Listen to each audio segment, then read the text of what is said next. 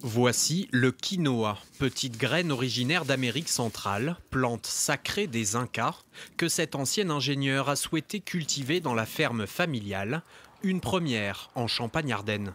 Donc là, c'est le quinoa sec, prêt à être récolté.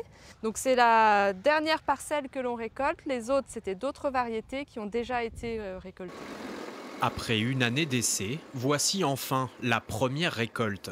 Plus de 5 tonnes de quinoa qu'il faut maintenant trier. Donc là, le grain tombe dans cette fosse. Il est repris ensuite, il monte par un élévateur à l'étage où il est trié. Ensuite, on récupère ce grain trié, on le sèche et on le met en big bag ensuite.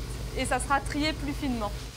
L'idée paraît folle, mais le quinoa connaît une ascension fulgurante. Depuis quelques années, la petite graine blanche est très appréciée des Français.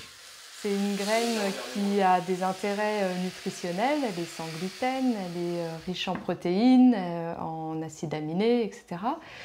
Et puis aussi, c'est une graine qu'on ne produit pas dans le département, ni dans la région, à ma connaissance. Un aliment à la mode, tout comme la vente en circuit court. Un choix évident pour commercialiser le quinoa Made in Aube. Les consommateurs recherchent à la fois à diversifier leur alimentation avec de plus en plus de graines, donc le quinoa, mais aussi les lentilles, l'épeautre, enfin tout un tas de graines différentes. Et en même temps, ils recherchent des produits locaux. Donc là, la combinaison quinoa local, je pense que ça va marcher.